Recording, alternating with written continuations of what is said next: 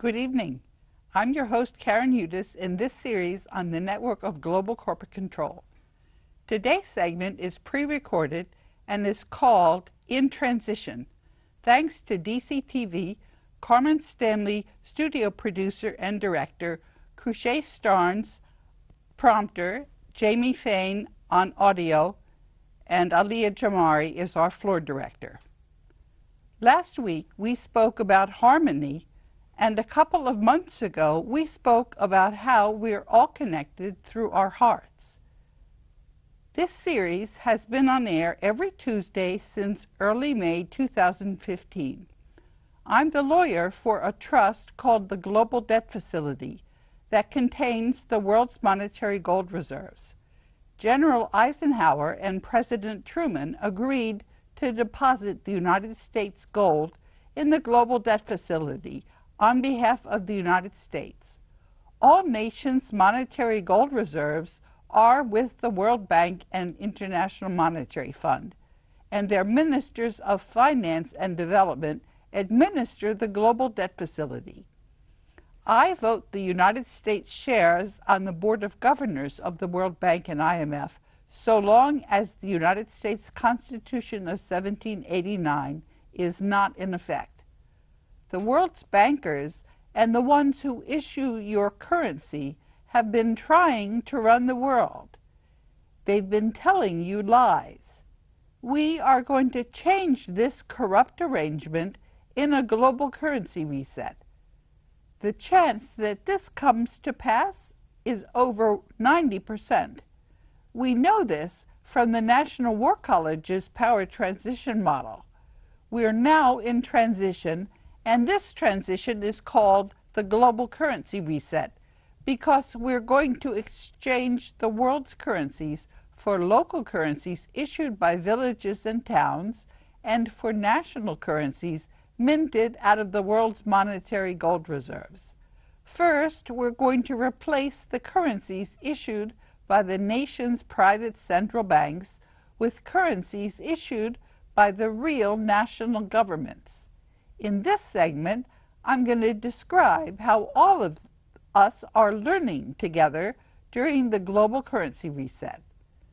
I'm attaching at the end of the teleprompter some of the tweets showing what we're all learning.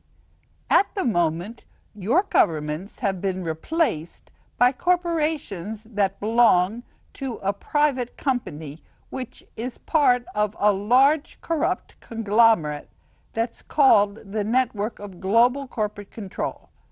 Last week, we heard from the people in Hungary requesting the Secretary General of the United Nations to convene a meeting of the United Nations Security Council about the fact that the Republic of Hungary does not have legitimate representation in the United Nations.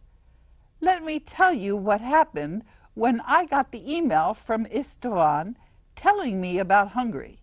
First, it landed in my inbox and I read it. Then the Banking Cartel removed the email and put it in my spam folder. I found Istvan's email in my spam folder and copied the link on a USB key, and I downloaded it. Then I knew the Banking Cartel couldn't erase it. Then I tweeted it. This is a very important development. It tells everyone that all the people in the different countries of the world are going to join us in the fight against the Banking Cartel. The Banking Cartel cannot win this fight against all of humanity. The command and control apparatus is no match for individuals all working in the way they see fit. We're not talking about a one-world order. Each country is going to fight the Banking Cartel and clean up the corruption in the way that the people in each country agree. Each individual is going to free themselves from the mind control apparatus and electromagnetic warfare in their own good time as they gradually open their own eyes. A bit later in this segment, I'm going to tell you how we function as individuals and in groups. I've been living with the mind control weaponry for a long time and have been dealing with family members and friends that are still in its grip.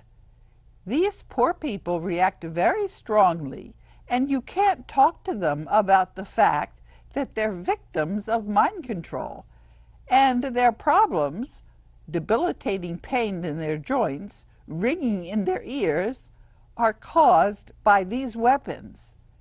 There are enough of us to fight the banking cartel who are not so susceptible to the mind control weapons. Don't try to confront people who are still in the grip of the electromagnetic weapons directly. You're wasting your time. Concentrate your efforts at finding the people who have made themselves loose and work with them. Enough people know about the corruption from the banking cartel and the difference between reality and the lies in the media controlled by the banking cartel. This explains why the Marines attacked the CIA's branch office in Langley, Virginia on November 18th. In his June 1963 address in Frankfurt, John F. Kennedy said, "As they say on my own Cape Cod, a rising tide lifts all boats." There are enough of us who are already free from electromagnetic weapons to raise all the boats. In the meantime, we're in transition. Many people are uncomfortable with transitions. They want things to be clear-cut. I tweeted about this trait called uncertainty avoidance. When things are in transition, they're not so clear-cut. The banking cartel is taking full advantage by making people doubt that we're in transition. They say that if the global currency reset were real, we wouldn't have a transition period. This is another lie. Of course we have to have a transition period as people learn and wake up. It's only when people learn gradually about the global currency reset that we can have a peaceful transition. Think about it. The lessons we're learning about corruption along the way will stand us in good stead and help to prevent backsliding. Last week, Steve Torrens, a banking cartel shill who I called out last year, argued that the Board of Governors was not in charge or we wouldn't have to have a transition period. The tweet where I called Steve Torrens out is at the end of the teleprompter. Transition is transition. I showed the early days of the coalition on the Board of Governors and what I sent to all the embassies after the 2015 annual meetings in Peru. This tweet is also at the end of the teleprompter. I can show everyone what I've been doing during this transition. That is one of my jobs as Overseer Mandate Trustee. I'm learning on the job along with everyone else. In the meantime, we are on a one-way street to the global currency reset. Steve Torrens tried to confuse everyone by denying that he was a shill. I blocked old Steve Torrens. The coalition for the rule of law on the Board of Governors is getting stronger during this transition. The United States has 16% of the vote, and the Global Debt Facility is voting the shares of the United States during this transition until the U.S. Constitution of 1789 goes back into effect. I'm an everyday person who was in the right place at the right time, that is, the legal department of the World Bank, just when the world's wealth that Jose Rizal and Ferdinand Marcos had deposited at the end of World War II was supposed to come out for the benefit of humanity.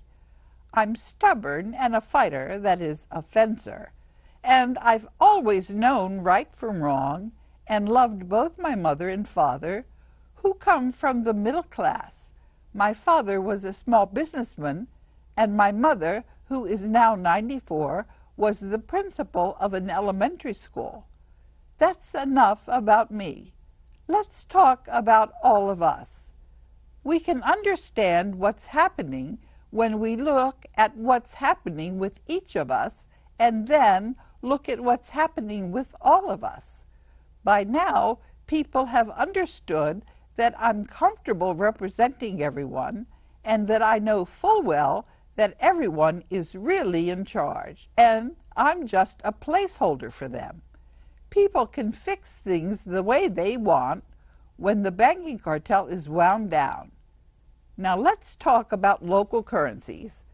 This is the undoing of the banking cartel, and this is how we are fighting their one world order.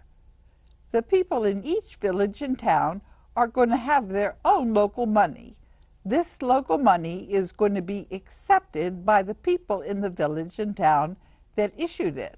And the people in the village or town are going to use this money to buy things from the stores and restaurants and farmers and the people who are selling their services, like beauty shops, plumbers, and employees and other local people who work in that town.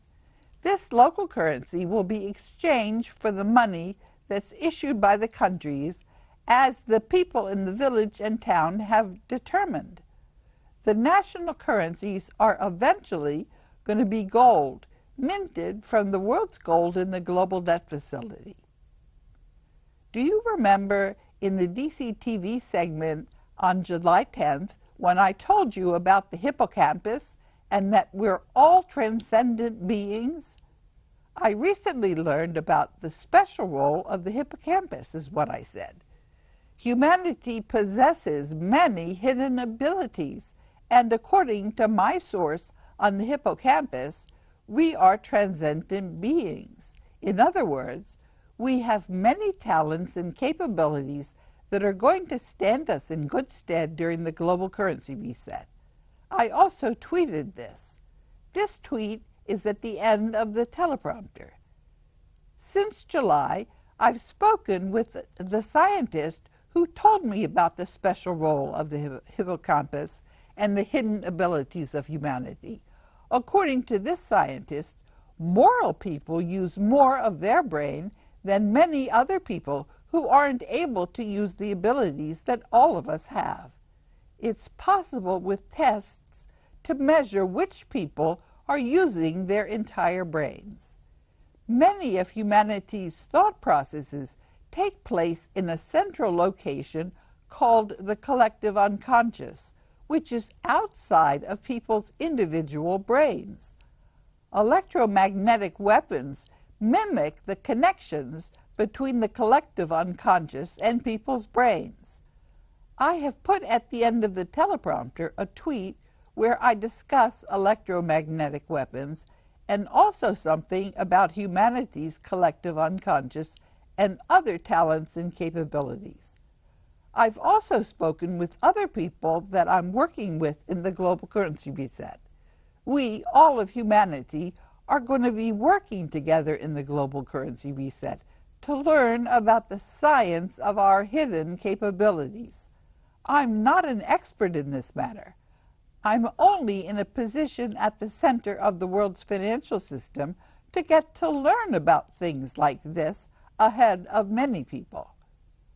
On the 17th of December in 2017, we hit the banking cartel pretty hard.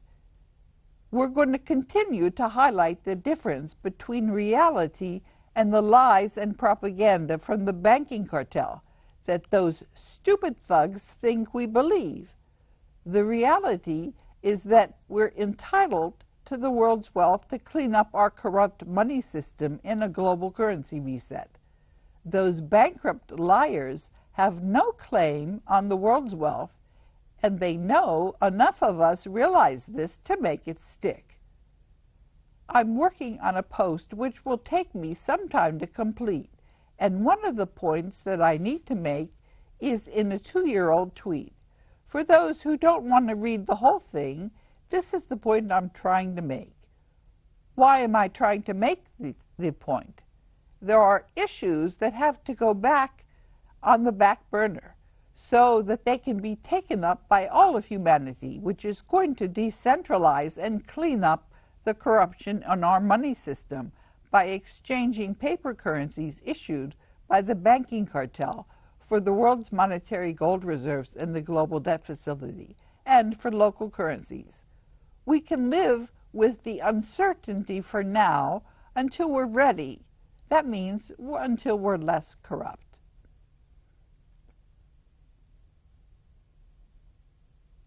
And I signed that letter as Overseer Mandate Trustee of the Global Debt Facility. And then on the 20th of December 2015, and by the way, the 20th of December happens to be my birthday, and I gave an email to John. Enough people know what's going on. I'll tell you where most of my strength comes from.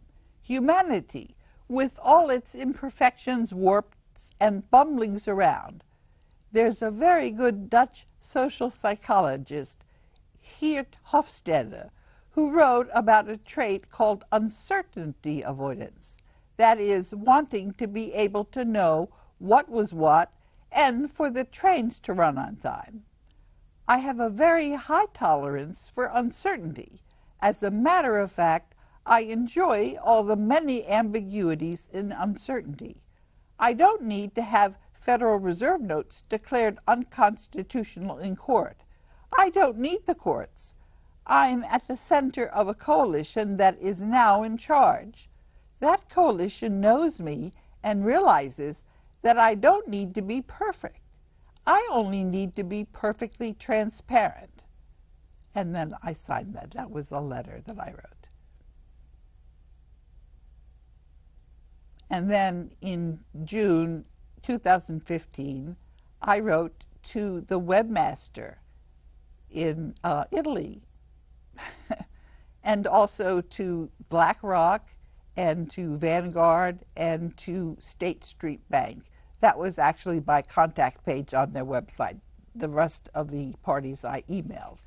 This is to inform you that the Coalition for the Rule of Law, as represented by the Board of Governors of the Bretton Woods institutions, has put the Bank for International Settlements and its 60 central bank members into receivership in the Global Debt Facility. And then I signed that as Acting General Counsel of the World Bank and as Legal Counsel Global Debt Facility. And then in 2014, in September, I also wrote the webmaster at the Vatican, and I copied the 13 Zoroastrian bloodlines of the Illuminati. I said, they lost any role whatsoever. They are to release the Global Debt Facility. And the longer that they drag this out, I said, the mob will rule us all. Now, I no longer believe that, actually.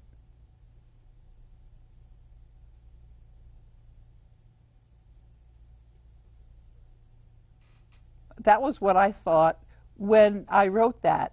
And now I believe that we're in reality and that humanity functions as one organism, like the murmuration of starlings. And I have 5 minutes to speak to you about that. What the murmuration of starlings tells you is that they work together as a group and they don't crash into each other because they're all flying in harmony.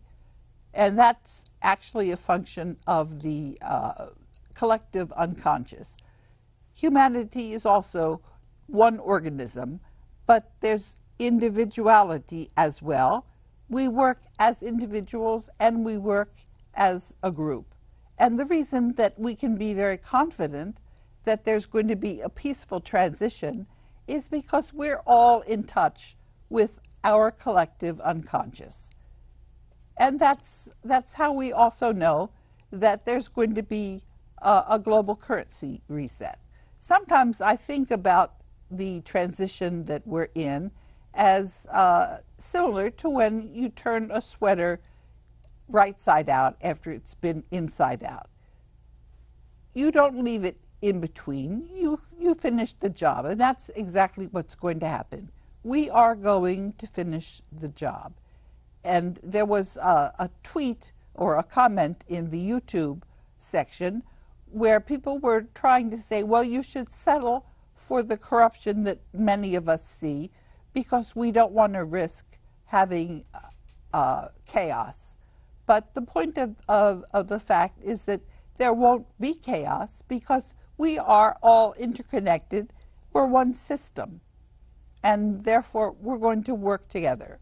What I've been doing is, with the permission of everyone, I've been working together with everyone, and I know full well that this is a great privilege and that I'm just doing this as a placeholder. As I've said, I don't make decisions for people. What I'm doing now is just very straightforward, which is to exchange the currencies one for another. And the other thing that we're going to be doing is we're going to be cleaning up Fukushima. We have to do this because it's threatening everybody's health.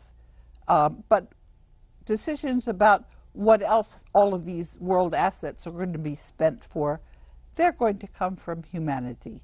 And we're going to have to wait until humanity is sufficiently decentralized that we're able to make these decisions as humanity. I realize full well that I can't make those decisions, but we do have a very good tool for the transition. That's using the power transition model.